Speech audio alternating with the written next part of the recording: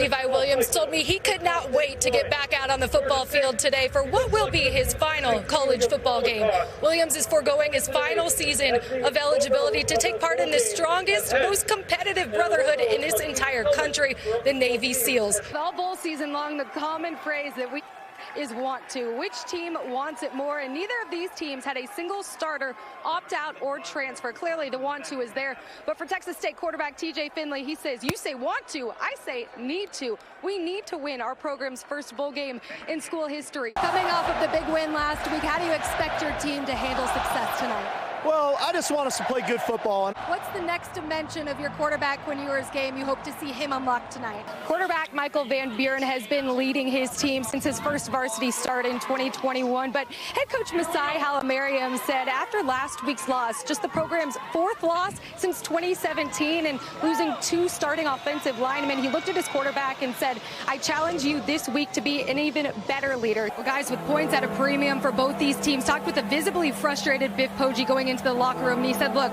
we need a spark, and that all begins with our quarterback. He didn't give me any inclination of his plan here of who he would go with in the second half. But as far as Navy, head coach Brian Newberry did tell me that Ty Lavatai is out for the remainder of this game with a rib injury. Expect to see Braxton Woodson here taking the majority of the snaps under center. But there's also a chance we could see Xavier Arline in this one, who took reps at quarterback this week. We know how key communication is in football, and I'm being told that both sides' headsets are down. No coach out here on the sideline, neither Texas State or Rice is wearing a headset in this game. No communication at all from the booth. Definitely something we'll be keeping our eye on here. Coach, you just got the word that headsets are up. What challenge did that create for you here in this first quarter? You know what? It's the same challenge for both teams. An emotional win for your team, making history. 26 games in the conference, finally snapped that streak. You said it was going to take every ounce of control. How did your team show that here today? Well, they fought. They earned it. Coach, what's going through your mind right now with these emotions? You got a bunch of guys that are fighting. Hello, the man that needs no introduction. You just exchanged some words with Sark. What'd you tell him?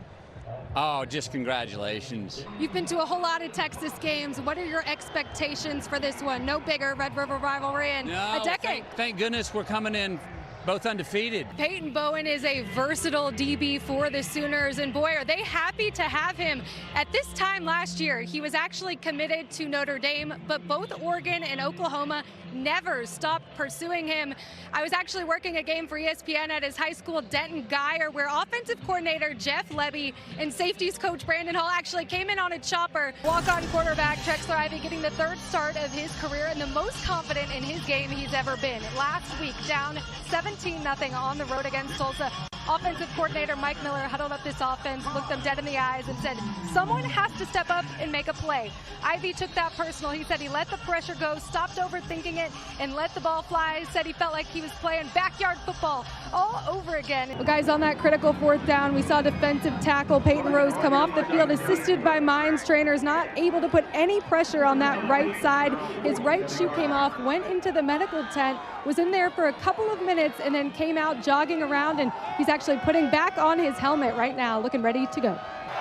Coach, you had all the momentum early, up 21-7. What changed? Yeah, just penalties, self-inflicted wounds. We'll get back on track second half. It's an emotional game here early. How do you get your team to handle the emotions the right way? What a difference 1 year makes for Colorado School of Mines, going from underdogs to favorites. This team hasn't fallen below number 2 in the national polls all year. They've been ranked number 1 since week 7. Quarterback John Matoka said last year just advancing to the national championship game truly felt like a victory. Because I saw you talking to your quarterback Andrew Endorf right before you all took the field in that last series. What were you telling him? We got a younger quarterback in Andrew, but he knows how to throw the ball. I just told him, trust your throwing ability, and let's make this happen. Let's get a touchdown. Our team's depending on us, so it's time to make a touchdown. He did it.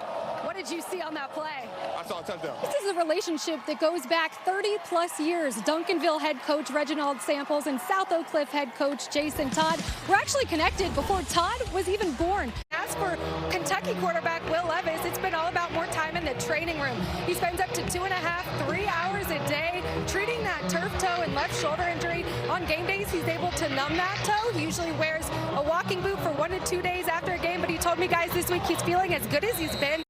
Coach, you told us coming into this game you were challenging your quarterback, Darren Granger. What has impressed you here in this first quarter, accounting for 3 TDs?